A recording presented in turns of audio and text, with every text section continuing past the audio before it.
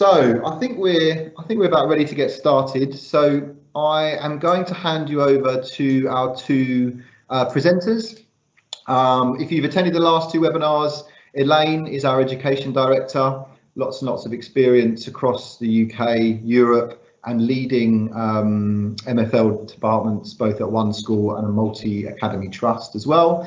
And Zoe, who's our content manager, who has been a teacher all over the UK for both French and German as well. So that's enough from me and my face. So I'll hand you over to Elaine and Zoe to get started with the webinar.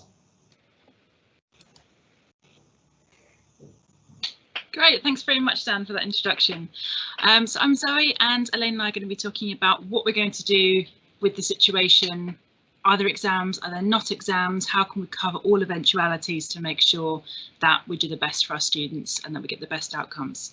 So the survey, which is in the chat, please do fill it in if you haven't yet done so, and we'll keep an eye out as we go through. As all good teachers, we can try to adapt as we go along based on your needs. And these are the main challenges that we've been hearing from teachers that they're facing. Obviously, we've got people come from all around the world at the moment. Even, you know, I've got La Paz, we have Dubai, many places in the UK as well, which is really exciting. So everybody has very different situations. And I can see already from the people who've done the survey is that most of the time, we don't actually know. Most people don't know what is going to happen. They don't know if exams are on or exams are off again. It's really difficult. And also that students are losing motivation because of that. So these are the things we're going to try to address today. As you go along, if you do get a chance to do the survey, the link's in the chat or the QR code is there. So this is what we're going to talk about. I'm going to pass over to Elaine just a moment, and she's going to be looking at the first problem, which is what happens with your students having lost motivation. Thank you, Zoe, and good afternoon, everyone, from wherever you are on the globe, really, I suppose. I'm in very cold West Yorkshire today, and it's been no snow, but we have had it, and it's very cool. So, as Zoe said, I'm going to start off by looking at keeping students engaged with prospects of no exams.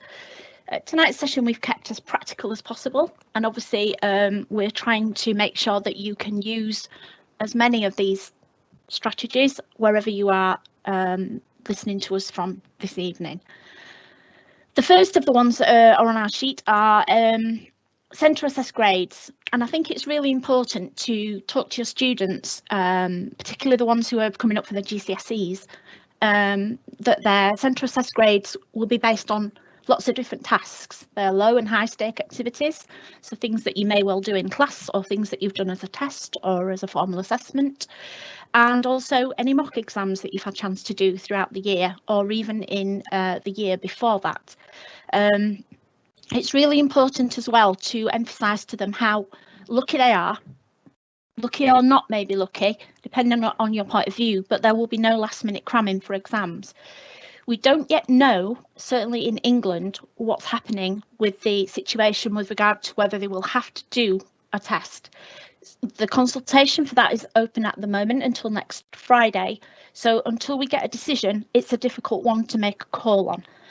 So making sure that your students sort of try and get as much benefit from the fact that there is no exam, or at least no proper full exam for the whole course to get their grade from, is an important fact to keep them engaged. And explaining to them really that they are, for some aspects of it, is quite a favourable position from previous years because it's more like the world of work. If you are going to assess them on different pieces of work and different activities that they've done, they will be able to show themselves in their best light. So therefore, it's not all going to count on one exam. Every piece of work that the students do could count. So it's important to think about, if they do have a blip, don't worry about it. If they've not done very well in one particular piece of assessment or one particular piece of work that you're using as one of the key performance indicators for the grade that you're going to give them this year, then don't worry about that, because that may not need to be included. By empowering your students and getting them involved in the discussion around the work that they feel is going to be important, and also what you feel is going to be important to support their final grade, is giving them kind of a little bit of ownership on what's going to happen to them, and being able to show and present their evidence and be part of that discussion with you is very powerful to enable them to show that it's not being done to them, that they have some sort of they have a part in it, really. It's also a good life skill for them to put on their CV going forward, or a personal statement if they're in sixth form, to say that being part of their discussion with their teacher or whoever it is that's going to put their final grade forward and the evidence that's needed. One of the big issues, I think, certainly from students I've been working with, is the attitudes to learning. And I think certainly for languages, because we have the option of entering them for foundation or higher, I think by keeping them focused, by saying, you know, your attitude to learning will actually make me become much more aware in my head of which tier of entry we're going to put you in for. And one thing I've done a lot of in previous years is to set mini deadlines with students. If, for example, it's difficult at the moment with them being taught remotely, but if you've got a mixture of remote and live teaching in the classroom, if that's your scenario that you're working with, you may well be able to set some dates with them in their planners, or you could even do that with them as they're sat at home engaging with you on computers, by saying, right, in 3 weeks time, on lesson 4 on Thursday afternoon, we're going to have a snippet of a film or a song, and we're going to you can choose which one you want. We'll do a little bit of a who's worked hard this week, who'd like to choose the song, and then get them to give you an opinion and a reason, maybe in the target language, or even just as a little bit of downtime to do that if you feel that you want to reward your students. Another thing that's really important for students and engagement is to be able to make sure that you give them a sequence of rewards.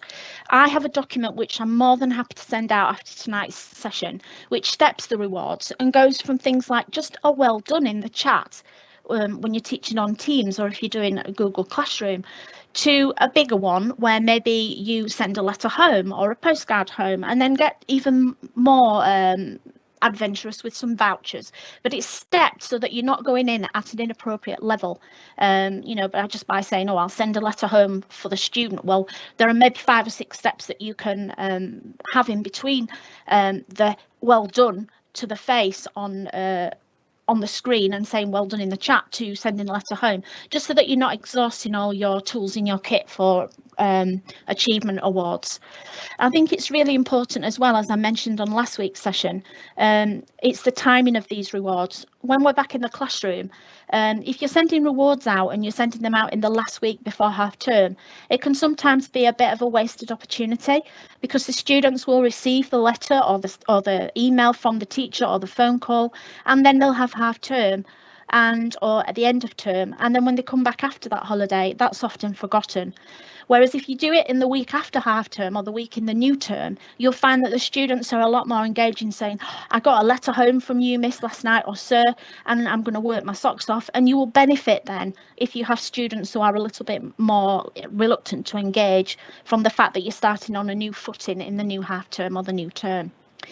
Also, given most schools now have Twitter accounts, or they have a Twitter feed that's linked to their website, a real shout out on Twitter to say well done, or you know, giving some examples of photograph work on there is really, really good for student engagement.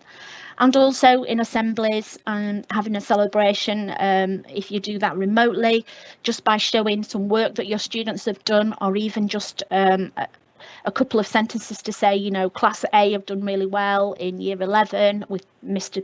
Smith, or whoever your teacher is, or even if you want to highlight a group of students.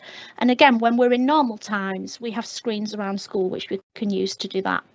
I think parental engagement is really important as well. Exam help evenings are vital in if you've got the opportunity to have one of those, and I've run quite a lot of those with food or a prize draw for attendance.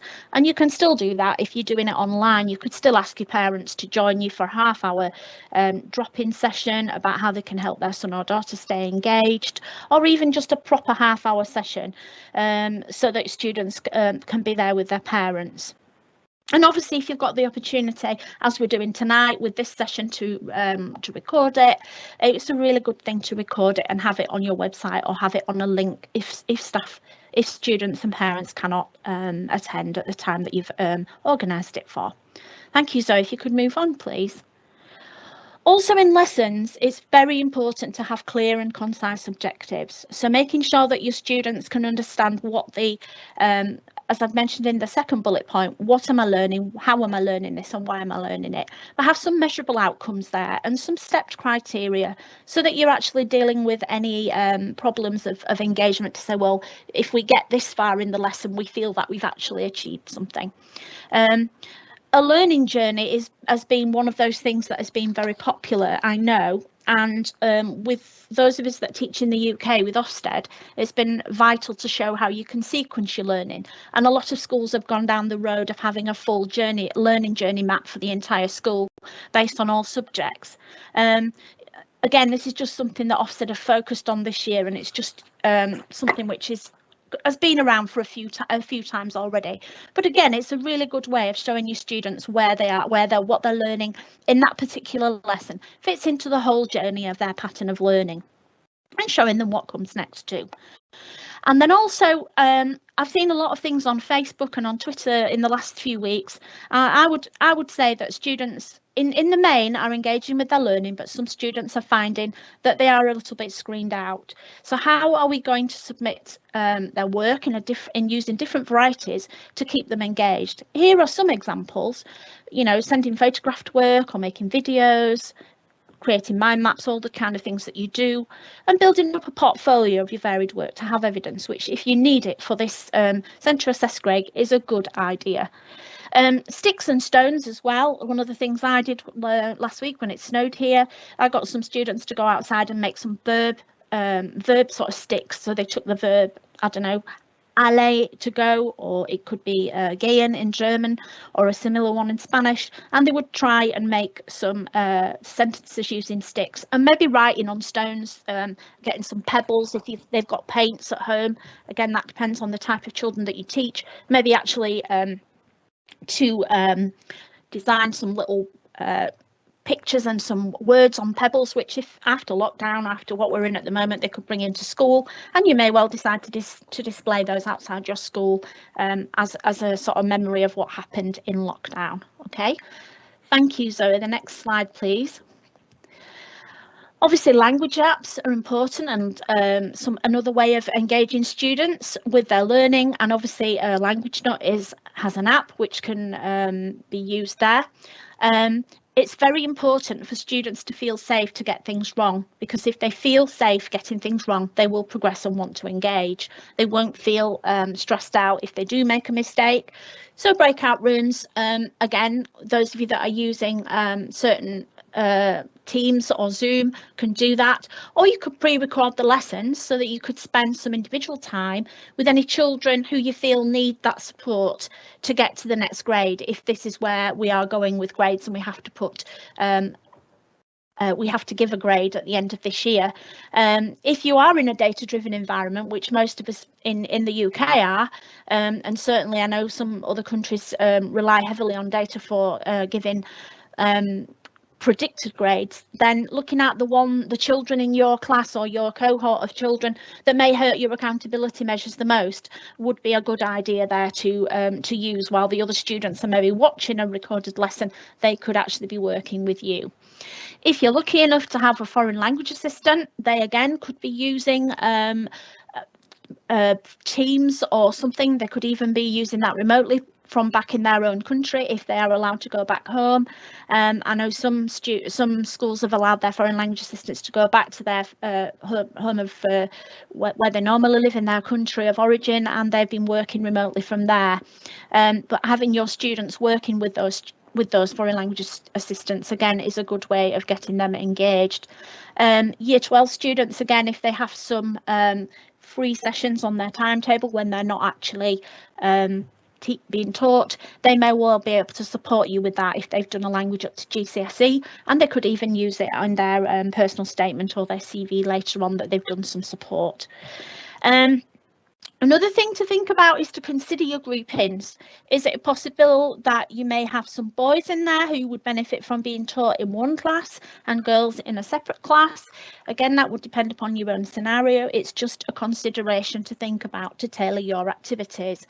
And also letting the students have ownership of what they're actually doing in the lesson. We've all seen lots of these homework menus where the students can pick a homework, and each piece of homework is worth so many points, and you may give to a student who is a high achiever that they have to get 40 points, and a student who is not as high achieving may have to get 35 points or 30 points, and each task is worth so many, so they can choose which tasks to do. You can also do that with tasks in the lesson, tasks during the team teaching, the teaching remotely. Another good thing to do to keep students who are quite reluctant to learn is to have the activities actually displayed for them, and they can tick them off when they've done, because they like to see that they're making progress. I find that when I'm teaching live in the classroom, that's been crucial to teaching some very low and very challenging students. Another thing to do is something that I've done quite a lot of, is if you give them a piece of work, maybe a question to do from a question paper, and or a list of words that they have to learn in whatever guise you wish to use the learning, whichever activity you give them, is to have a stopwatch in front of them, or they could use their phone, and they can use it as a timer and say, right, how long is it going to take me to retrieve this vocabulary? How long is it going to take me to answer this question? How long is it going to take me to write a 40 word, a 90 word, or 150 word? And in the margin where they do it, they could record the time. The next time they do this, the same sort of vocabulary, the same activity again, maybe a few weeks later, they could refer back to how long it took them and set the timer again and see if they could actually improve on that time that it took them to retrieve those words, or that verb, or that particular question. And then obviously some fun outcomes with some depth. These are some things on the next slide, Zoe, that I've actually done with my students. And I've put some of these on Twitter on Facebook this week. So here we have balancing clowns and butterflies, which the students have really enjoyed doing. I've done these for years, where they get a template for this and they make a balancing clown and butterfly. They have 5p or 1p coins on the arms with blue tack, and on the back is written their language. Also, I did a deal with a couple of shops and got some very nicely quite cheap t-shirts, and I got some washable pens, and again the students can work on those. I bought those before lockdown, issued year 11 with one, and they can pop them in the washer when it's done, and they quite enjoy doing that. Okay, moving on, Zoe. Again, we've got snakes and ladders at the bottom, which again is something that they quite enjoy playing against each other, maybe in a breakout room or maybe on the phones. There are the butterflies. And then this was something I did with a class where maybe they just had to work in pairs. One of them laid on the floor, they drew around it, and then they labelled the body parts, and then they put the verbs on it to associate with taste or thinking. Again, this was from a student when she made a drawing of herself at home, and she's done the verbs to go with the parts of the body, so to swallow, to think, to hear, to believe. This on the right hand side is something, it is a concept bracelet which you can get very cheaply these days, and the students put their words on it and they wear it for the day, and they have words on there that they can see each day and look at, and they can build up a bank of these in different colours. And then I think one more thing was my paper plates, and this is our mask. So what they do is they make a mask, they design that, or they can make all sorts of things with that. They could cut out a person, and then on the back of it they just need a pen with a bit of glue tack or a little bit of sellotape, and on the back they can put their words. And interesting to know if you could possibly use that in a classroom where I know you're not allowed cameras on, some of you in the classroom. It could well be that you could have the students talking behind their masks, just a little bit of something different. And again, once lockdown is over, we can bring the mask back into school and make a display for them. Okay, thank you, Zoe. Just a couple of things then where we can show you at Language Note that we can support you with the prospect of no exams. Obviously, we try and get you in We try and support those involved in raising student engagement and achievement. So we have our screenshots here, which I've put together, which shows you how you can see on the left-hand side how much vocabulary the students have learned and where the school is in terms of the ranking. And then on the right-hand side is a student one, and you can see there the engagement across all the skill areas. And the other thing as well is that in each activity they can learn it, they can practice it, they can test it. And you can use on the bottom left there, you can upload your own customised content for your own vocabulary. And the league tables that we have for Language Note are refreshed every 30 days, which gives the students opportunity to engage and with healthy competition. And then I think one more slide, Zoe, before I'm going to hand over to you for the second section. That once you have actually marked your work, you can then direct your students to do the bespoke sections on Language Note to improve the grammar in the sections. So again, here I've included the types of grammar that we have, just a screenshot, and in Spanish and German, you'll see some of the verbs that we have. Okay, right, Zoe, I'll hand over to you for the second section. Thanks very much, Elaine. Great, so what I'm going to be talking about next is the second biggest problem, according to the survey, that people have had is that students are very anxious because they don't know what's happening with exams. Obviously, students suffering anxiety is no new thing. I remember actually a student from my very first Year 11 class many years ago.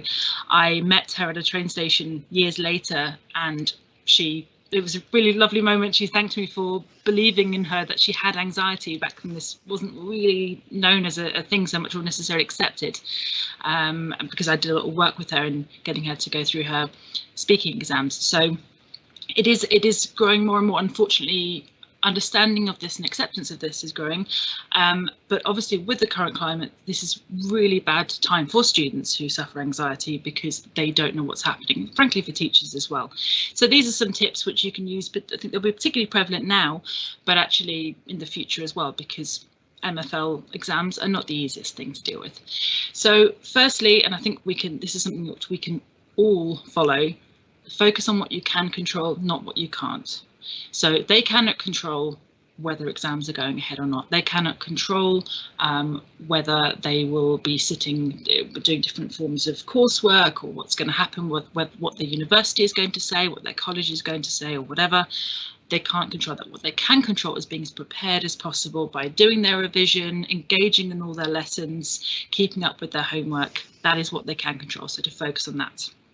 And Elaine mentioned this before, is that there are lots of assessments and each one is a moment of time. So if they have a blip, that's fine. In a way, try to emphasize to them if you're chatting to a student who's suffering from anxiety, think about, instead of it all being put on these exams, a few hours at the end of their year and it all being crammed into that, think about actually they have an opportunity here to try again and to look at their progress over time. So try to get them to see the positive in that. If in some extreme instances you might have a student actually having an anxiety attack or a panic attack, and anecdotally I feel that MFL teachers are actually more likely to experience this, along with drama, music and possibly PE teachers as well. Anything that has a kind of performative element to it, and particularly if you are doing kind of one-to-one speaking activities or even exams. I know some of you are still doing exams. That's when you're actually most likely to have these kind of anxiety or panic attacks. So it's really useful to know a couple of techniques. One of them is various breathing techniques, and actually for anyone who did hypnobirthing, if you went into labour, the same technique of up breathing. So what that is taking a deep breath in slowly for a count of 4 in your head, and then breathing out slowly for a count of 8.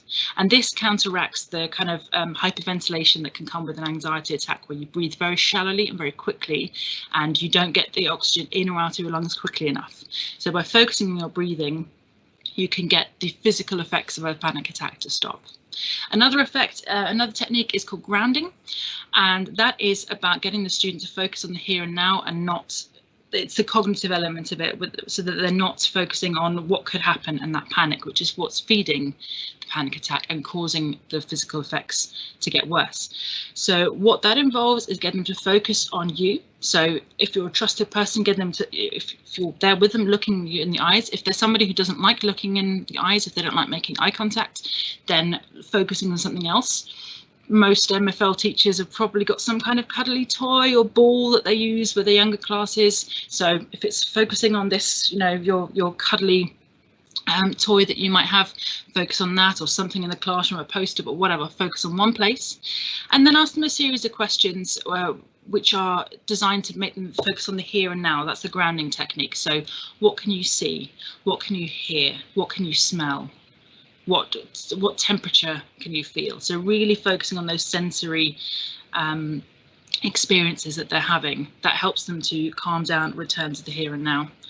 So these little activities, these little techniques can be useful for just getting them out of that really panicky situation. And in the end, you are their safe space. So making sure they feel comfortable with you. They need that, particularly if they are doing speaking exams. On a wider level, then there's thinking about the way that you plan your learning. So Elaine's talked last week about the minimum critical learning. I think that's really important. So what is the bare minimum that they need to know? You're not going to be able to cover everything. We can't. We've lost too much time, and you can't cover as much in a remote lesson as you can in a live lesson, and even less so if you're doing a mix. You can't do it. So don't overload them. Think about what the bare minimum they need to know is. And for that, I would recommend that you focus on high frequency languages and common grammatical structures, because if they have the grounding in that, if they can conjugate the main verbs, if they can use basic chunks which can be reused, opinions and so on, if they can describe what's in a picture, for example, using key phrases, there is, there are, I can see, there, he's doing this, or whatever, it's easier to get away with working out vocabulary and things on the fly if they're doing an exam, or if they're looking at a text or something which is unfamiliar. It's easier to kind of fill in the gaps afterwards with extra vocabulary. It's much harder to do it the other way around. So if you focus on very specific topic related vocabulary in order to try and cover all that, but you don't have the basics, it's much harder, particularly if they're going to be producing things. So focus on your high frequency language and main core structures. The next thing you can see is this diagram, which is about the comfort zone, the stretch zone, the panic zone. Lots of you may have seen this before, and it's a pretty good approach to have anyway, regardless of whether your students are anxious or not, is to try to keep students as much as possible in the stretch zone. So that's where it's just a little bit outside their comfort zone. They do have to think, but not so much that they panic about it. And if you can, to keep students feeling calm and confident, try to start your lessons in the comfort zone. So one approach which people often have is to have a kind of a very new thing as their hook, something that's interesting that they don't know, a question, which can be great for keeping students interested. But on the other hand, it means that they start the lesson with something they don't know.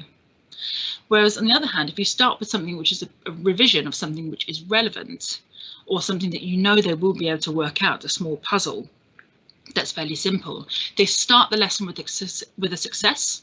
That experience of success kind of sets them up for feeling like, I can do languages, because as we know, that's often the biggest problem, getting students to understand they can do this. The next thing is, if you have exams going on, I know that not everybody knows if they have, but even in normal times as well, when you do have exams, demystify the exam. Try to go through examples of question types as much as possible. Obviously, you don't want to fill up all your lessons with this and just teach the exam, but to make it so that they are used to these things. Walking, talking mocks are great.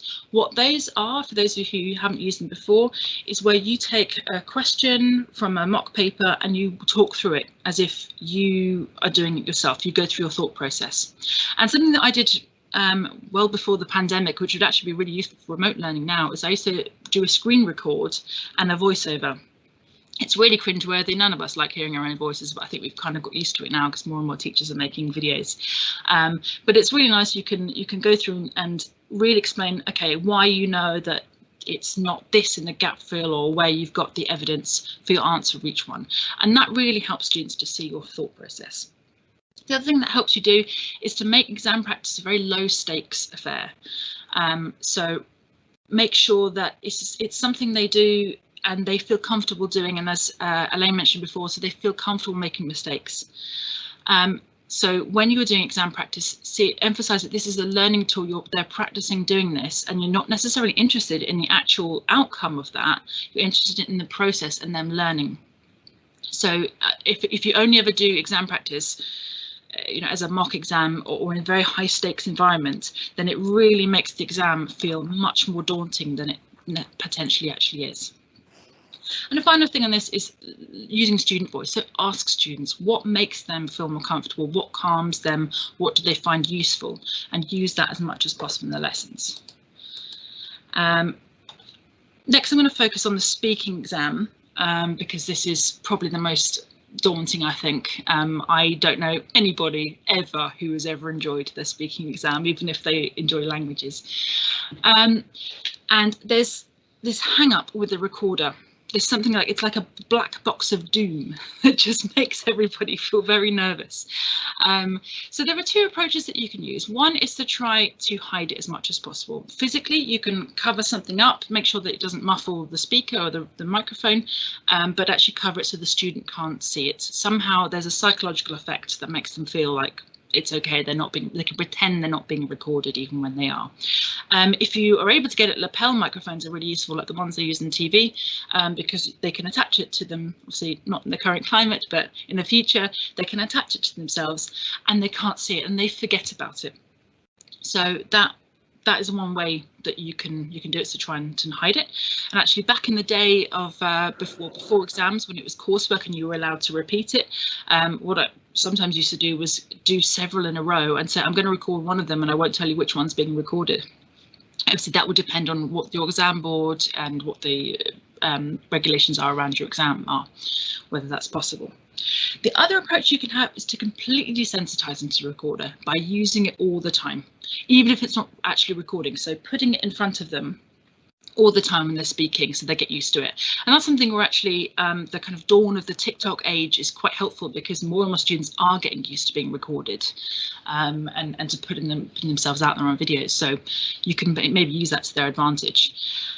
And if possible, if you can actually get some kind of dictaphones or very cheap sort of MP3 players with recorders, or even very cheap phones that don't actually have any SIM cards and therefore can't make phone calls, that can be useful. Just anything where they can get themselves recording frequently. When I taught in France, there was a school where they had a set of class dictaphones and they recorded themselves every week, so that by the time it came to the exam, they were so blasé about it because they had done it every week and they were really used to it. So it's all about that regular, slow, low stakes practice of all their skills. At the moment, if you want to be doing that and getting to record them, you can maybe be using MP3, so get them to record on their phones and sending them to you. There are various apps online as well where they can record themselves, and LanguageNet offers this functionality as well. We offer a particular game called sort of photo description. We also have open questions, which is one I'm quite proud of, because the way that works is the student gets the picture, the stimulus or whatever, and then they have a minute before with the timer before it starts recording. This means that they have long enough to think about the answer, so you don't just get a kind of but it's not long enough to go to Google Translate, type it all out and read it, which is of course what they want to do. So, and then it's sent to you and you can mark it all in one place. So that's one functionality which LanguageNet offers. The final thing I have is to allow students to work at their own pace as much as possible. So I know that a lot of schools are under pressure to provide live lessons, and there's a lot of discussion about that and how appropriate that is.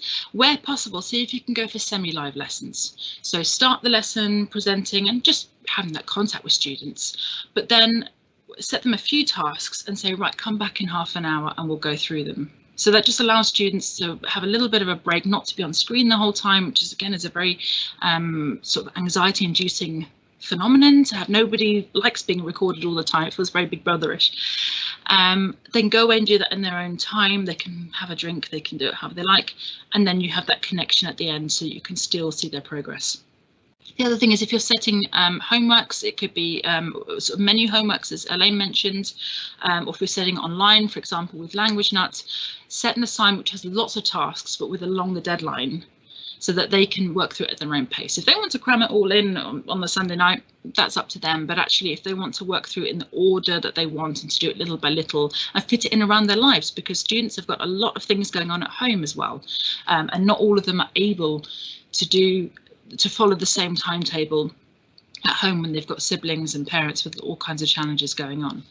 So those are other things that you can consider. I'm now going to move back over to hand back over to Elaine to talk about how do we revise for exams that are still going ahead. Thank you, Zoe. So I think an important thing is with students, we tend to seem to think that they know how to revise. A lot of the time they don't. A lot of the time we give them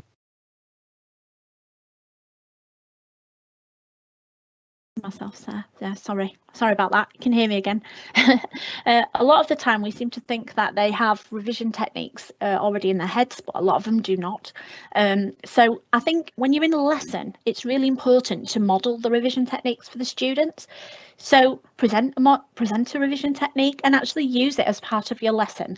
And here I've put 3 examples of things that I've actually used in previous revision lessons with students, where you have the retrieval clock. Some students might want to be able to put that in terms of topics, and then at the bottom you may well want them to recall as much information as you can under each heading. So perhaps you could have in your first topic transport, in the second one you could have items of clothing, and they basically have some words that they put in there or verbs that may well match with that topic heading. And then obviously if they're writing a piece of work where they're going to have to do a pro and a con, they've got the pros and the cons on the one hand and on the other hand, and the visual look of that has actually helped some students to have on the left they might have the pros, on the right they might have the cons, and they may well decide to have those in their books or just a set of cards or just even on paper, just to help them to revise through the topics. Okay, Zoe, thank you. We move on to the next slide.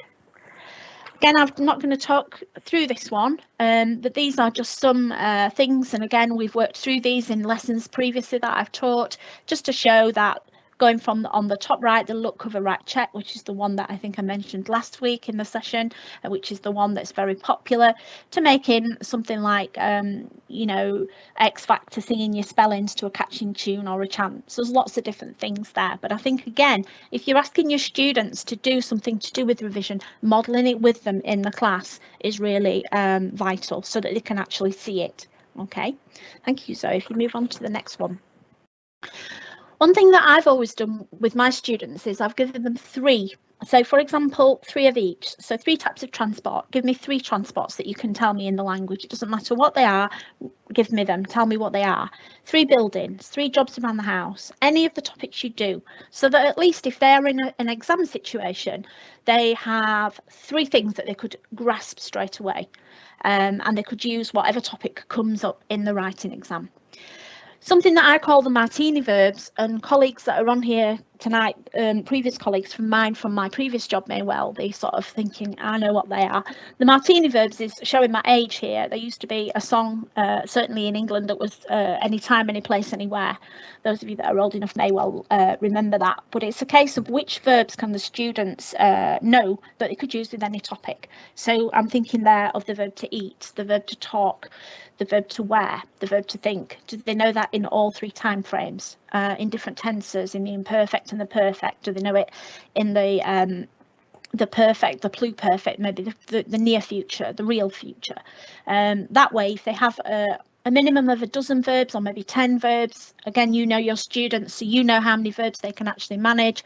Having those verbs at their fingertips that they can just go recite straight away or write down really quickly is really important, that they then, whatever topic comes up in the exam, they can actually apply them to. Again, with connectives, it's important to have those at their fingertips. We've already mentioned, and I know Zoe talked about the minimum critical learning. It's really important not to overload your students, particularly at this time.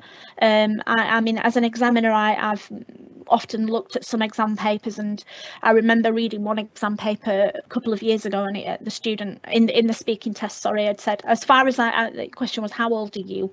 And the student had said, as far as I know, I am 15 years old.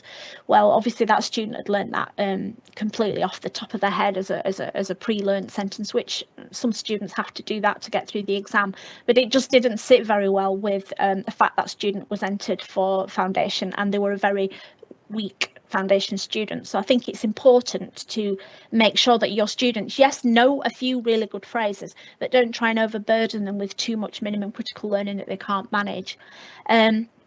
On the right hand side here, we have an example of a piece of work where maybe the students self-assess their knowledge by ragging it. So what do they actually know in green? What don't they know in red? And obviously they may have seen it before. They may have an awareness of it in amber. And again, that's a good way to go through the topics individually.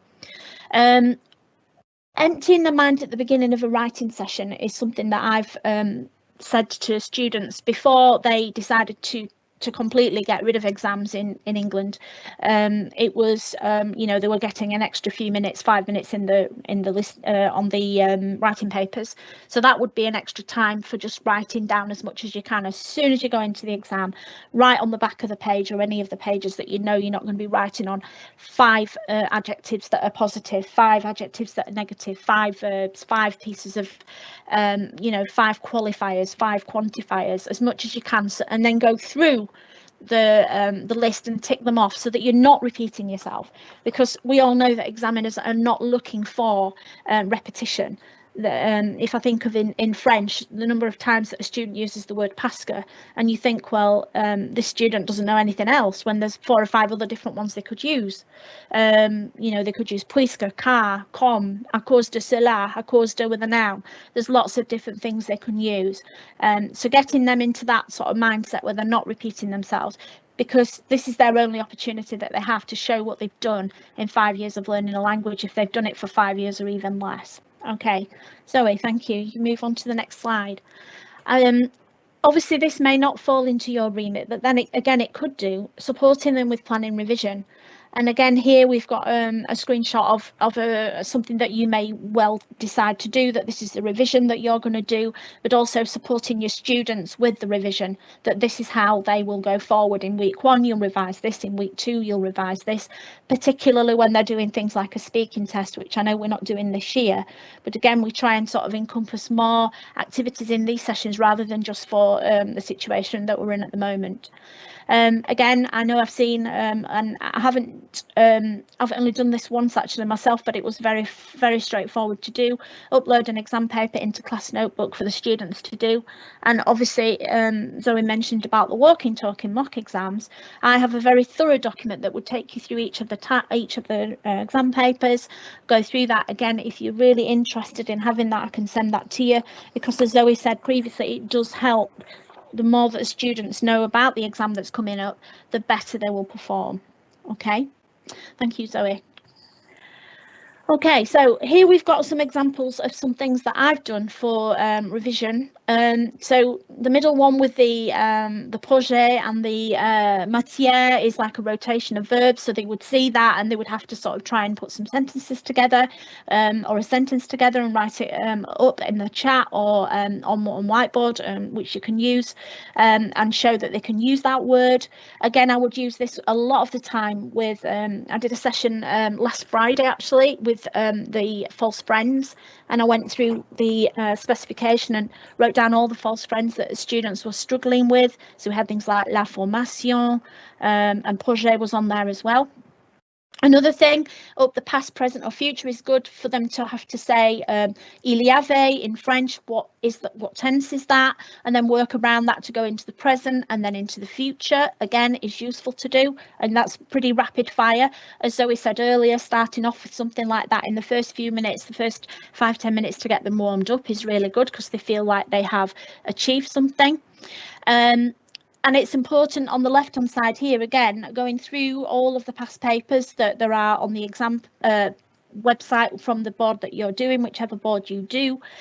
You could then really hone in on the time frames, for example, the ones that are really going to make the difference to those students, and being able to make sure that they know what tense and time frame they're speaking in. And again, the avocados, I know several colleagues that I've been working with in the last few years, we've worked very heavily with avocados, and the students have really benefited, and they've enjoyed sort of understanding how many adjectives do I know, how many verbs do I know, and setting that as a learning homework so that they can improve the amount of vocabulary and the variation of vocabulary that they're using. Okay. I think I've just got one more slide on this, Zoe, before I hand back to you. Again, this is, again, after last week's session, I had quite a lot of emails on Tuesday morning. In fact, my email box was full, asking for the vocab crunch in French, German and Spanish. Again, I've shown you this here. This is how it works. It's just a different way of using offline time, really. You can use it as cut it up as pairs, and they can match them and see how quickly they can do it. And again, going back to what I said in the previous section, they could see how quickly they could match these up this time, and then again in a week's time. Or they can just fold them like that, and you can be tested by anybody in the house, really. It doesn't matter who. And again, on Language Note, we do have all the high frequency vocabulary, as Zoe mentioned earlier, the high frequency language for Edexcel, for AQA, and obviously you can upload your own high frequency vocab to practice that as well. Okay, with that, Zoe, I'll hand you over to you for the last section. Thanks very much, Elaine. So the last thing we're going to talk about is collecting evidence, and again, thank you for everybody who's been filling in the survey. This is really helpful, and we can see that this is one of the biggest challenges that people are having. So feeling that they might need to give evidence potentially to support any teacher or centre assessed grades, and also the difficulty of collecting evidence and really seeing what progress students are making when you're working remotely, and that is difficult. So the part of the question is figuring out what tangible and visible evidence you have for your students' progress, and that is the biggest challenge that we do have at the moment. I think it's really important to be safe rather than sorry, so to document everything you can. It's a bit like in your training year when every piece of paper that you ever touch and everything that you could ever possibly have to demonstrate what the standards that you're achieving, you keep, and it's like that, really trying to document everything that your students are doing. Obviously, you need to check what your exam board requirements are. That will depend on the country that you're in and what exam board, if you use exam boards, which one you have. So, for example, in England, there was the question of the speaking endorsements.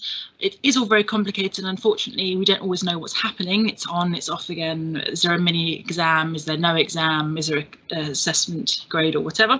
We don't know, but it's worth trying to keep on top of that. Try and follow the exam boards that you have. Follow them on social media so you get the latest updates, and if there's an email list, please sign up to it or ask your head of department to sign up for it. Also try and check that if evidence is required, depending on where you are, when does that need to be submitted by, if there's a coursework element, for example, or if evidence is required to support a grade that you give. Think about where you keep your evidence. So this could be something that's online with folders. It could be done with actual books if you are able to use books in the classroom and mark them. That again varies on regulations that your school or your country have. Are you going to maybe bump up your mark book a bit so that you can have assessments in? So really plan this out and think about where you're systematically going to keep all your evidence. And also think about what your key performance indicators are. So maybe plan some kind of key pieces of work which you think will be really useful for demonstrating. You try to make this as varied as possible, partly because that is fairest for your students, so it shows that their progress over a wider range of skills, but make it part of your normal lesson. So this isn't a reason to start adding extra assessments or extra high stakes formative assessments, because that overloads you and your students. So try to build it into your lessons, and the stuff that would normally be in your head because you know your students and you always have a running tally of their progress, but try to find a way to document that. Now, I know this is really difficult with remote learning at the moment because a lot of the techniques that we use, it's difficult to know whether the students' work is actually theirs, and that I know that there are a lot of times when teachers have been saying, I can't do writing, for example, because I'm only getting Google Translate back. And it is difficult, it is really frustrating. But so that's why if you try to plan a range of activities to counteract that, then over time, you should be able to get a really good picture of your students' progress. A few little tips that I've picked up are if you do want to set a translation into the target language, set it as an image, so you can use a snipping tool or something and put that as an image, just so that the students can't copy and paste it. They might still type it into Google Translate because teenagers are teenagers all around the world, but it means that they have to put a little bit more effort into that. And it's you know, if you scaffold it enough and it's something they can't just easily copy and paste, it might try to make it easier for them to do the work properly than not to do it. So if you can try to plan your activities that way. Another thing you can do is if you're using live documents of any kind, so for example Google Docs or OneDrive, something like that, you can use the version history. So what that allows you to do is to see exactly all the changes that have been made. And if you go from a blank page to paragraph of writing, that's an indication that Google Translate has been used, and that's something you can point to your students. Obviously, we're quite good at picking out Google translations, you know, when you've got year 7s using foo and ging, for example, but these are something you can point to say, look, I know you're using this, I'm not going to mark it, do it again. And this is something we have on LanguageNut as well. We don't allow copy and paste, for example. So if you're using writing assessments during LanguageNut, they have to physically type it in. They can't. So again, they might use Google Translate, but they do have to copy it out word for word, which means at least something is going in. And so having this range of activities and not just sort of every so often having an assessment means that you can really show what is typical of a student over time, and you can show that consistency, and that really bolsters your case if you do need to argue for a particular grade that you're given. So going a bit further on into using databases or mark books, my biggest piece of advice is to invest in whatever format you use, invest time in it first into getting a really good template. So if you're not a techie person, find a techie person, your neighbor, your friend, you know, the computing teacher or whatever, bribe them with chocolate and get them to make you a template which has conditional formatting to turn things red, amber, green, or to automatically calculate averages and so on. Get those in there, and it's worth doing that, and that will save you time, because when it comes to crunch time in May and you're trying to go through everybody's progress and so on to give grades, that's not the time to be doing that analysis yourself. And what you can do is, obviously, you can include your KPIs and your big pieces, your big assessments, but also do some reporting each lesson. So after a lesson, take 5 minutes just to pick a few students who demonstrated some form of good listening, good verbal contributions to the lesson or whatever, and just make some kind of notes, have a system, highlight them, whatever your system is. And then afterwards, at the end of a year, you'll be able to see a picture of who is contributing, because you might remember at the end, but you can actually see, oh, actually this person has been speaking a lot in lessons, or this person's been doing really well in quick fire grammar activities, or whatever it is. Also use recordings of students, so for the speaking element of things, whether or not there's a speaking endorsement is a really useful thing to have. So as I mentioned before, getting students to send you recordings, or you can use LanguageNut to do that, but make sure you keep them, and so that you can compare them. It's a really motivating thing for students to be able to see how much they've improved, or actually to hear how much they've improved, and for you as well. Make sure you keep it organised however you do it. So have a folder which is dated, be ruthless with this, just as you were when you were training, so that to make sure that you can find it afterwards.